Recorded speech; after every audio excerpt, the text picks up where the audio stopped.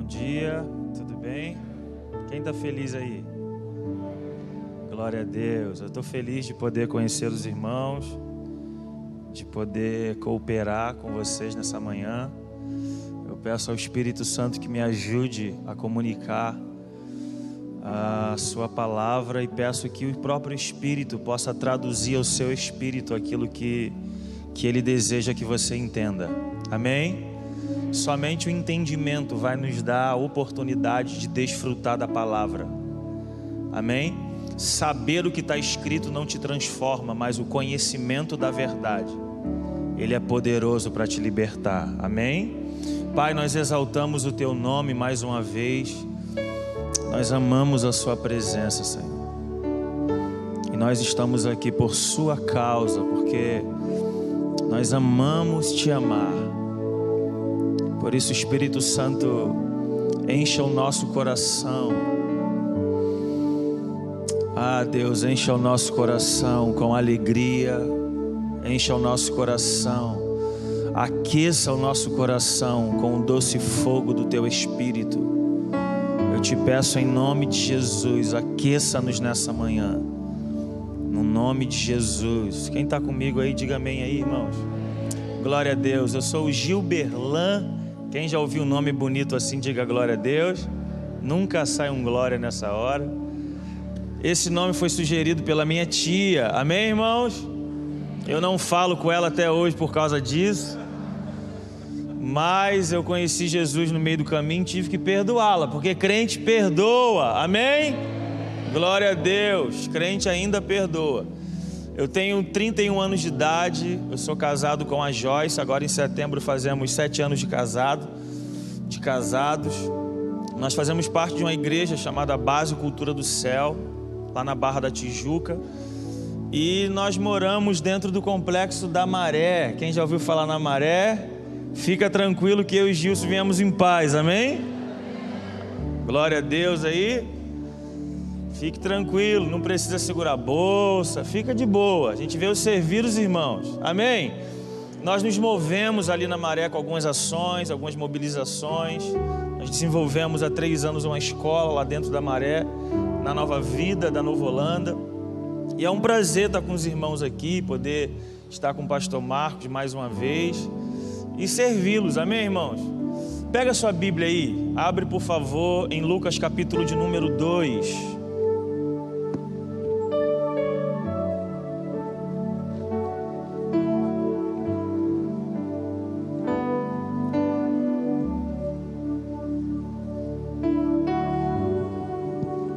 Lucas capítulo de número 2.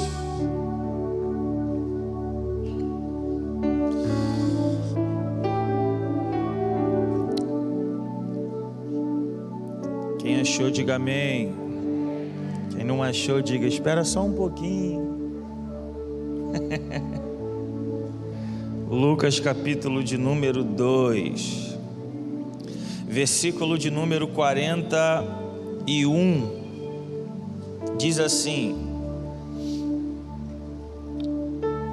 todos os anos, eu estou olhando na NVT, todos os anos, os pais de Jesus iam a Jerusalém para a festa da Páscoa.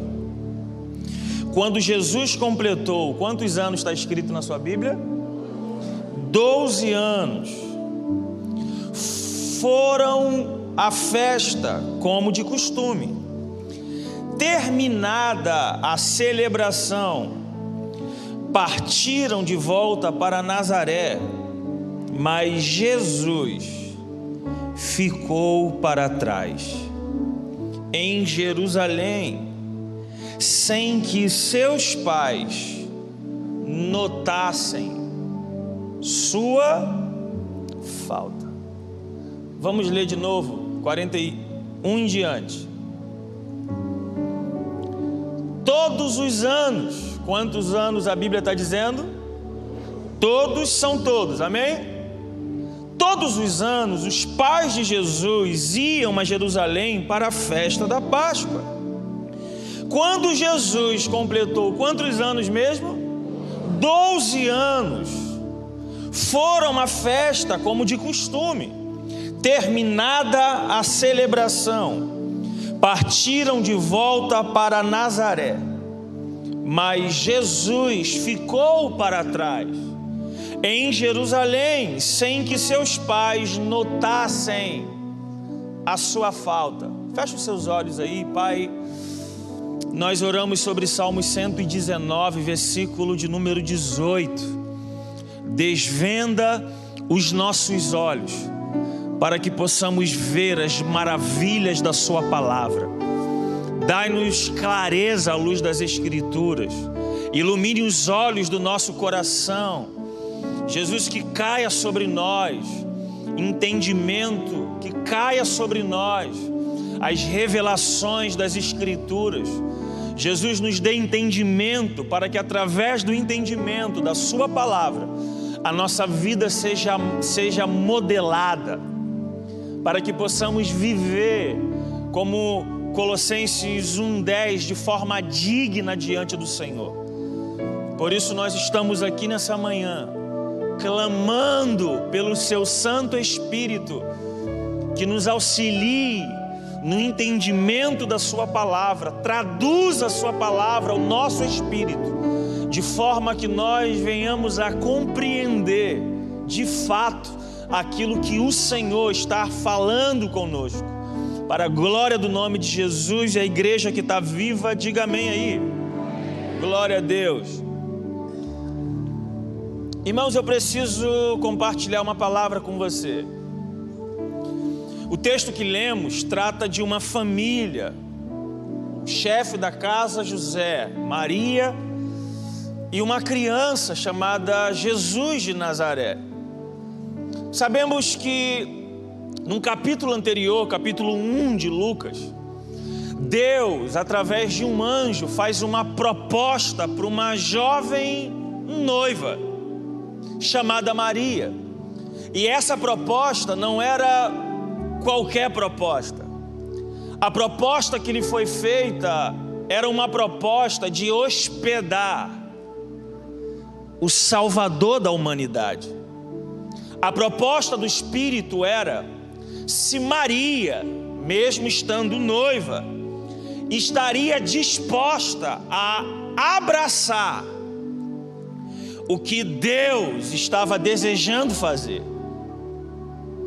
Sabe, eu preciso ser muito direto nisso com você. Não dá mais para inventarmos o que fazer. É tempo de descobrir o que Deus está fazendo e se envolver no que Ele está fazendo.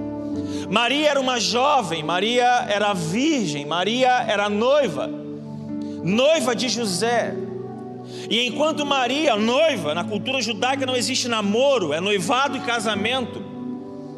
Por isso eles estão noivos, sonhando com o dia do sim, o dia do casamento, o dia da consumação, da expressão pública de que ambos se amam e vão estabelecer uma aliança de compromisso agora. Maria está sonhando com esse dia, José está sonhando com esse dia.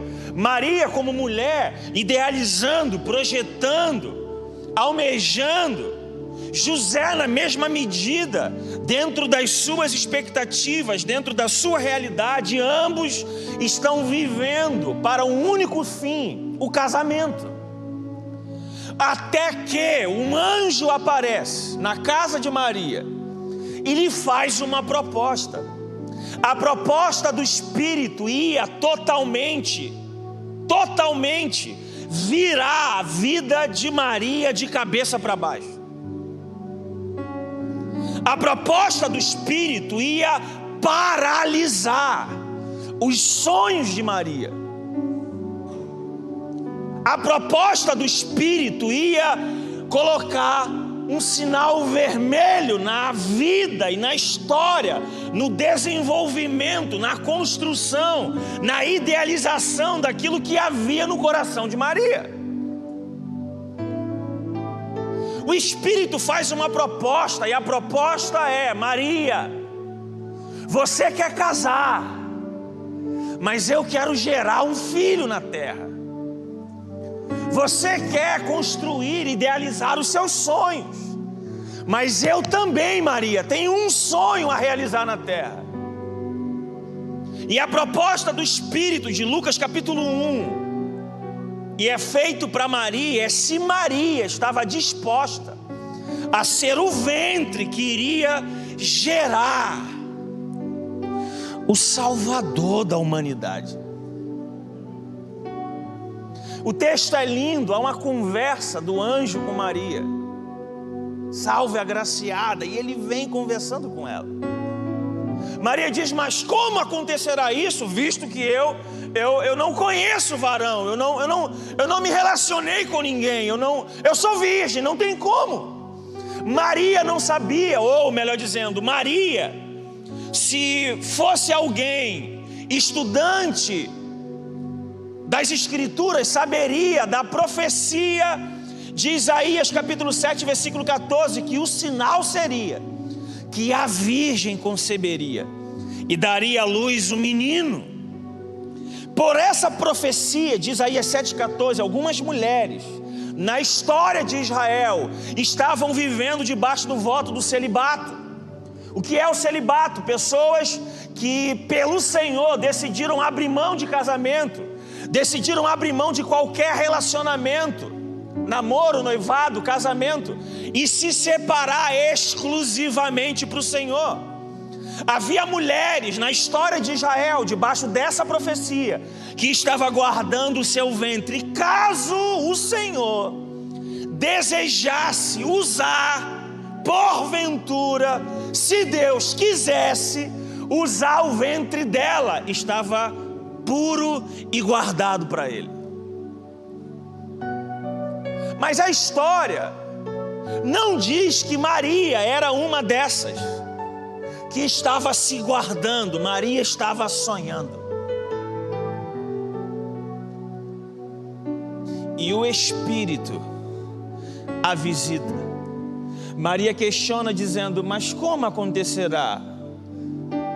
O anjo diz: descerá sobre ti o Espírito Santo, e o poder do Altíssimo te cobrirá, te envolverá.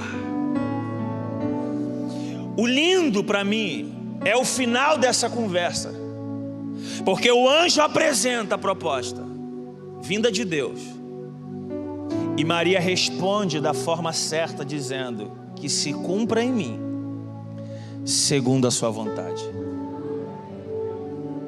Que se cumpra em mim segundo a sua vontade. Preste atenção nisso. Maria diz sim para o Senhor.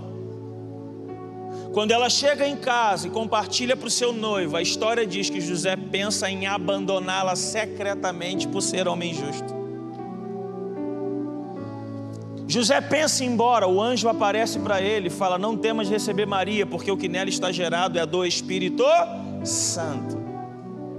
José então permanece. Mas por que José quer ir embora?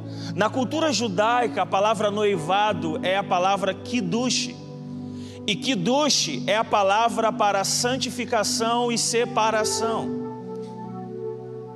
E segundo a tradição, alguém que comete um adultério no período do noivado é pior do que cometer um adultério no período do próprio casamento. Havia a pena de morte, 4 tipos de penalidade que caía sobre noivos que se relacionassem sexualmente ou traísse no período do noivado: ateamento de fogo, estrangulamento, decapitação e apedrejamento. Pensa nesse pano de fundo. Maria diz sim para o Senhor, colocando o pescoço dela prestes a ser cortado, mas ela ainda assim diz sim para o Senhor. Maria não está abrindo mão apenas de um casamento se José decidisse abandoná-la. Maria estava dizendo sim, colocando o seu pescoço, ainda que a sua vida fosse ser tirada. Ainda assim, Maria disse sim para aquilo que Deus estava gerando nela. Será que alguém entende isso? Eu vim aqui dizer para a igreja Nova Vida em Bangu que existe algo poderoso da parte de Deus sendo gerado em você. Mas assim como Maria tinha a opção de dizer sim, como Maria também tinha a opção de dizer não para o Senhor.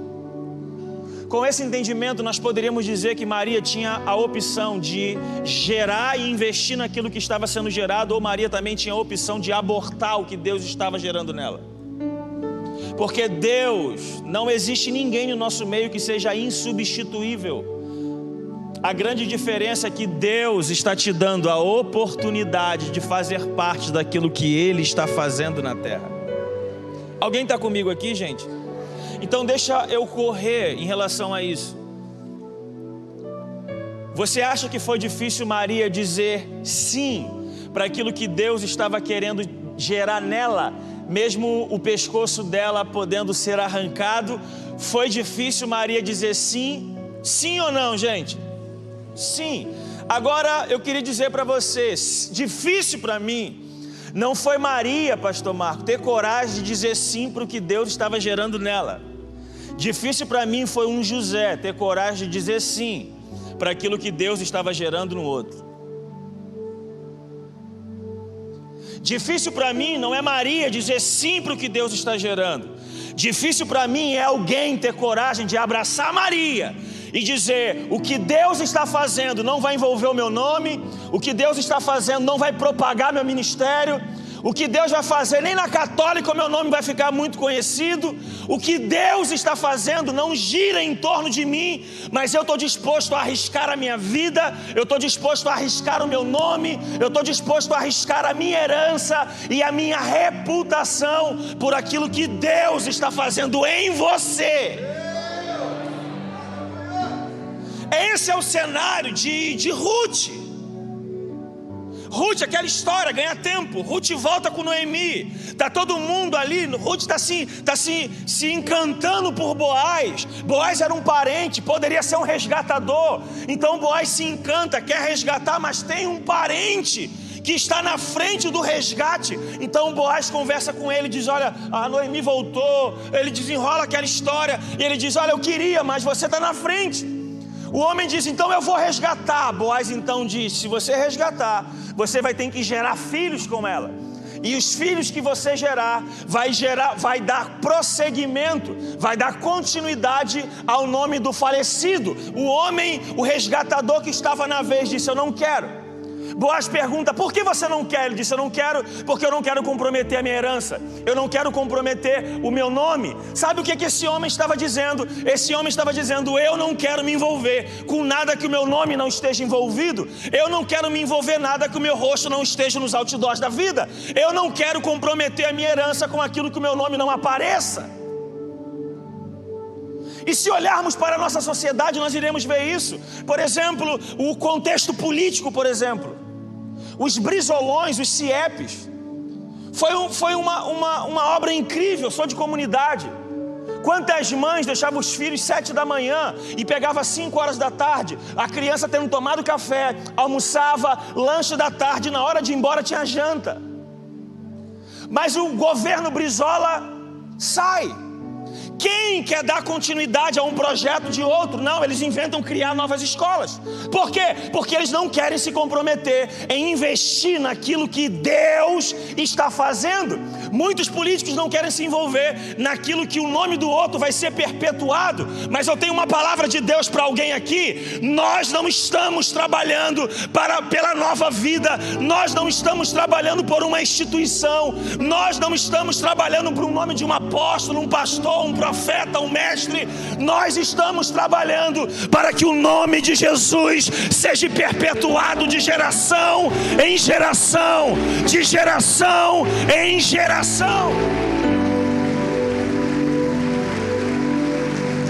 Alguém está entendendo isso aqui? Maria recebe a oportunidade de hospedar a própria salvação.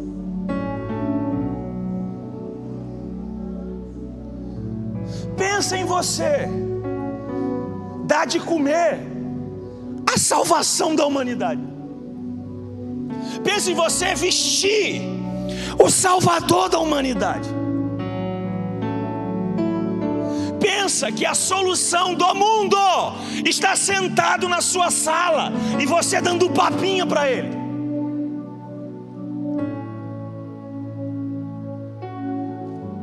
A salvação, o cumprimento de dezenas de profecias está crescendo dentro do seu lar. Parte para o capítulo 2, o texto que lemos. Era costume dos judeus participar de pelo menos as três principais festas do judaísmo: Páscoa, Pentecostes e Tabernáculos. Quantos anos mesmo? Eu pedi para você enfatizar isso. Quantos anos que eles iam? Todos os anos. Se eles iam todos os anos e Jesus tem 12 anos, quantas vezes Jesus foi na festa? 12 vezes.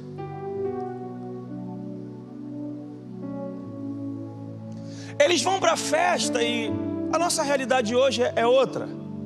Mas imagina que tenha um grande evento, uma grande concentração lá em São Paulo. E o cara mais próspero do nosso meio tem 2 jumentinhos na garagem. Então como a galera ia chegar em São Paulo? Andando. Mas como eles iam? Bangu que saía junto, as comunidades iam juntos para a festa, cumpria os rituais, as cerimônias, adoravam a Yahvé. E no término da reunião, no término da festa, voltaram para casa. Mas a Bíblia diz, nós lemos, o texto que nós lemos, diz que na volta para casa, José e Maria perderam um menino chamado Jesus. Eu queria que você entendesse isso. José e Maria perderam o Salvador da humanidade. José e Maria perderam uma chance de nós morarmos eternamente com Deus Pai. José e Maria perderam o cumprimento de profecias que o resgatador viria. E o texto que lemos diz que eles voltam e não percebem a falta dele. Eles prosseguem sem perceber que Jesus não está mais com eles. Eu queria fazer uma pergunta aqui e gostaria que você fosse muito verdadeiro comigo. Amém, irmãos? Quantos aqui são pais? Agora a pergunta legal: quantos aqui já perderam seu filho em algum momento? Agora é a hora daquelas pessoas, Gilson, que era intitulado assim: esse aí é uma benção. Agora, quantos estão aqui e já se perderam dos seus pais? Sempre os ungidos levantam a mão agora. Irmãos, você perdeu o seu filho, pai, mãe, primeira coisa que você fez foi clamar a quem? E se você perde o filho de Deus, você clama a quem? Se no meio do caminho alguém fala assim: assim diz o Senhor, fala: assim diz nada, eu não quero ouvir ele. José e Maria perderam a salvação encarnada. Eles perderam o Deus que se humanizou, o Verbo encarnado.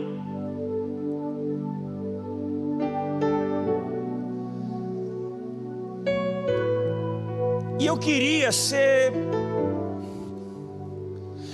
dizer isso para você.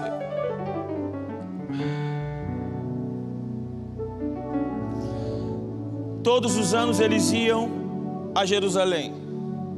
Jesus tinha 12 anos. Quantos anos Jesus foi levado por José e Maria à festa? 12 anos, 12 vezes. Eu queria que você pensasse nisso comigo, por favor. Jesus tem 1 ano de idade. Você acha que os cuidados dos pais de Jesus, enquanto ele tinha 1 ano de idade, era muito ou pouco que os pais tinham que ter atenção, zelo, cuidado? Era muito ou pouco? Muito. Vamos pular por causa do tempo. O menino agora tem 5 anos de idade. Você acha que o cuidado dos pais de um menino de 5 anos de idade continua sendo o mesmo com um menino de 1 ano de idade, sim ou não? O menino agora tem 12 anos de idade. Você acha que alguém com um filho de 12 anos de idade, ele tem o mesmo cuidado, o mesmo zelo que ele tinha por um filho de 1 ano de idade? Você está entendendo o que eu estou falando? Não é que o pai não ama ou não cuida mais, mas agora a criança tem 12 anos. O pai, a mãe tem o mesmo cuidado, a mesma proteção de uma criança de 1 ano, sim ou não? Então deixa eu aplicar isso e dizer isso para você. José e Maria perderam Jesus ao longo da caminhada, porque à medida que os anos iam se passando, eles foram perdendo o zelo, eles foram perdendo o temor, eles foram se acostumando com aquilo que Deus havia os entregado. E eu quero ser boca de Deus na vida de alguém aqui. Você carrega algo poderoso da parte de Deus. Existe algo dentro de você que Bangu ainda precisa conhecer. Existe algo dentro de você que pode revolucionar a vida de muitas pessoas. Existem livros aí dentro que já está aí dentro. Existem canções que está aí dentro. Existem projetos, existem empresas, existem coisas poderosas que Deus confiou a você. E você ficou loucaço quando recebeu aquilo que Deus confiou a você. Porque alguns dentre nós chorou, jejuou, orou pedindo para ter aquilo que Deus entregou a você. Mas eu também preciso ser intencional e dizer que eu preciso disparar um alerta, não para denunciar, mas em amor. Mas à medida que os anos se passaram, alguns dentre nós acabamos nos perdendo de Jesus. Alguns dentre nós estamos continuando seguindo, mas estamos deixando Jesus para trás. Nós estamos cumprindo a agenda, mas Jesus está ficando para trás. Nós estamos cuidando da igreja, mas Jesus está ficando para trás.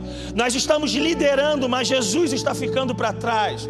Nós estamos tocando, cantando, pregando, liderando. Nós estamos, gerenciando, mas Jesus está ficando para trás. Nós estamos educando filhos, mas Jesus está ficando para trás. Nós estamos tendo intimidade com o nosso cônjuge, mas Jesus está ficando para trás. Nós estamos nos relacionando em família, mas Jesus está ficando para trás. E eu tenho uma palavra de Deus para você: não permita que à medida que os anos se passem, o fogo do Espírito no seu coração se apague.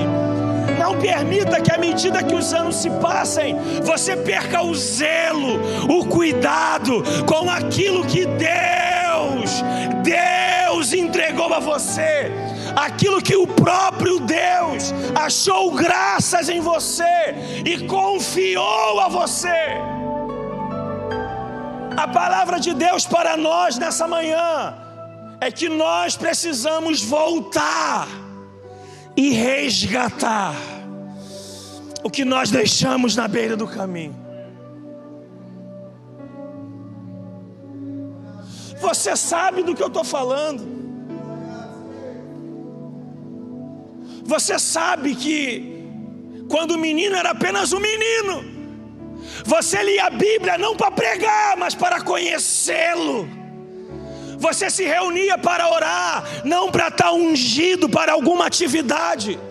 Você simplesmente orava porque tinha prazer de entrar no seu quarto, de fechar a porta e dizer: bom dia, meu Senhor.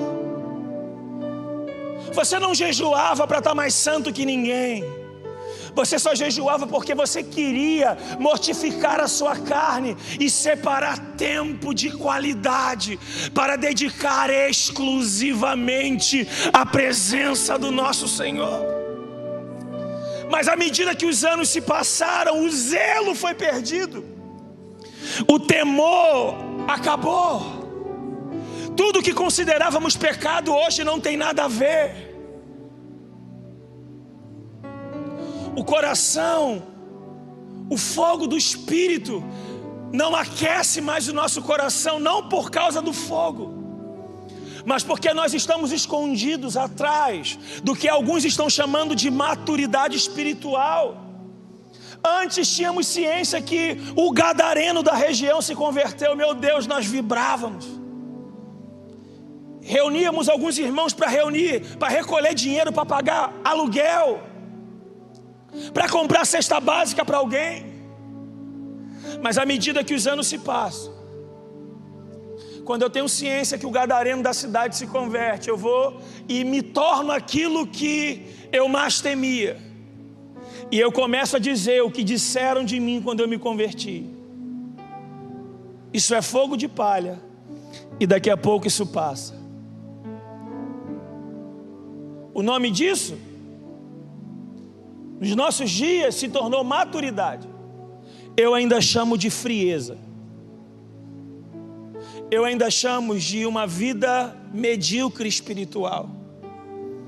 Mas louvado seja Deus, que Deus só corrige a quem Ele ama.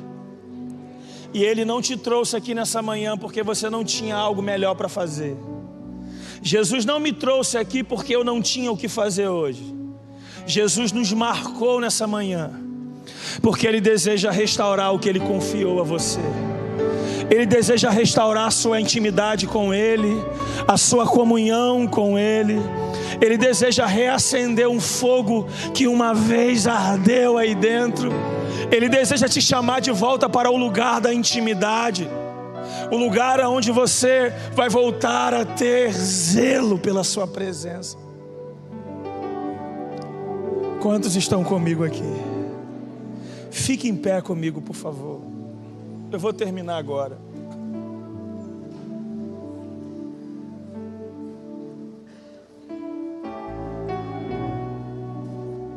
José e Maria voltam para a festa. A Bíblia diz que 3 dias depois ele os encontra. Eu sei que nesse momento rola uma distração, então só para quebrar a distração, vire para quem está do seu lado e diga assim para ele: eu não sei há quanto tempo você se perdeu de Jesus, mas ainda dá tempo de sair daqui com o menino.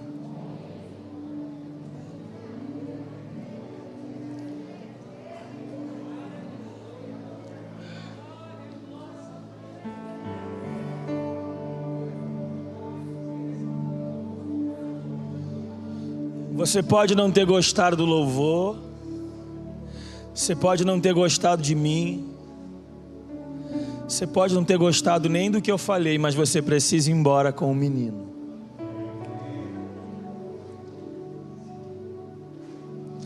Jesus marcou esse encontro, claro, com todos nós, mas há pessoas no nosso meio que Jesus hoje botou como se fosse 2 cadeiras, sentou em uma e você em outra, porque Ele estava com saudades de você.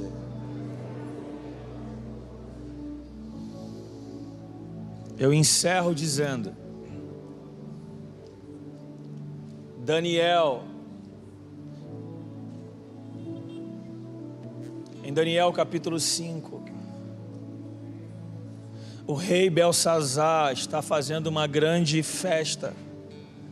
Os utensílios sagrados do Senhor, ele está corrompendo, bebendo vinhos, em uma grande orgia que ele fazia com seus amigos.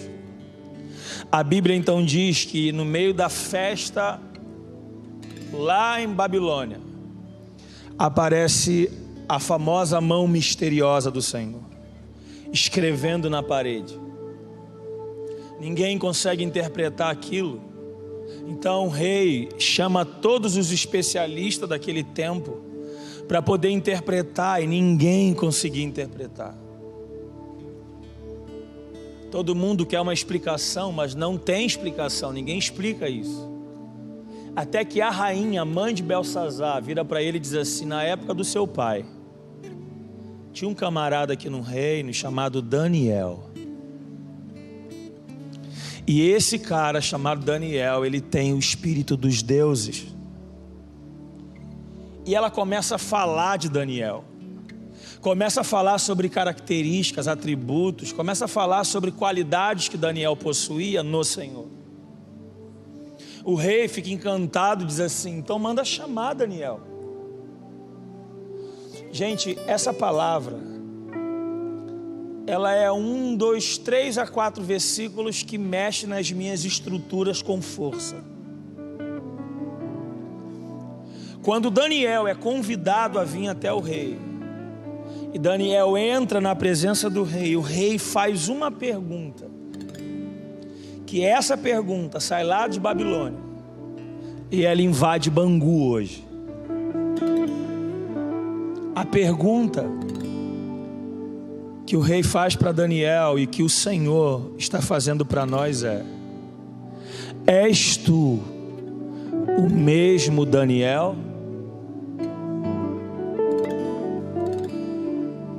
És tu o mesmo Daniel? O rei estava dizendo: Daniel, eu ouvi muito falar sobre quem é você. Daniel, eu ouvi dizer que você era o cara que orava 3 vezes ao dia, que você era o cara que decidiu se abster dos alimentos, dos manjares do rei, para se separar para o seu Senhor. Mesmo com um decreto de morte, você não largou o lugar da oração. Eu ouvi dizer, Daniel, que você carregava fogo de Deus, que você tinha uma extrema devoção, carregava zelo e vivia uma vida de santo temor. Mas a minha pergunta para você, Daniel, não é quem foi você, mas se você ainda é o mesmo Daniel. A minha pergunta para a igreja de Bangu é se você ainda é o mesmo, se você ainda carrega a mesma devoção, a mesma paixão, o mesmo temor e o mesmo zelo da parte do Senhor. Por favor, eu não vim aqui expor nem denunciar ninguém. Eu vim aqui para que juntos possamos nos arrepender e voltar ao lugar do que a Bíblia chama de as primeiras obras. E as primeiras obras vão nos levar ao primeiro amor. Por isso, põe a mão no seu coração. Eu preciso orar, eu preciso terminar.